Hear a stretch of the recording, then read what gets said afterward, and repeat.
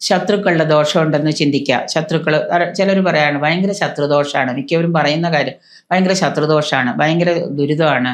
പിന്നെ അതുപോലെ തന്നെ തൊഴിൽ ചെയ്യുന്നിടത്ത് മേലധികാരികളെ കൊണ്ട് ഭയങ്കര അപ്രീതി, മേലധികാരികളുടെ ശല്യം ഇങ്ങനെയൊക്കെ ഉണ്ടെന്ന് വിചാരിക്കുക.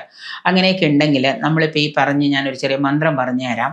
ഈ മന്ത്രം നിങ്ങൾ ഓരോ രാത്രിയും 900 ഒരു വീതം 10 ദിവസം വ്രതം എടുത്ത് 10 ദിവസം മുടങ്ങാതെ രാത്രി ഒരു 10 മണിക്ക് ശേഷം രാത്രി ഈ മന്ത്രം ജപിക്കാം. രാമചന്ദ്ര ഋഷി ഗായത്രി ഛന്ദസ് കബീശ്വരോ ദേവത ഹസ് ഫ്രേം സ്പ്രേം ഹും സൗം ഹംസ ഫ്രേം സൗം സൗം. ഇതാണ് നമ്മുടെ മന്ത്രം.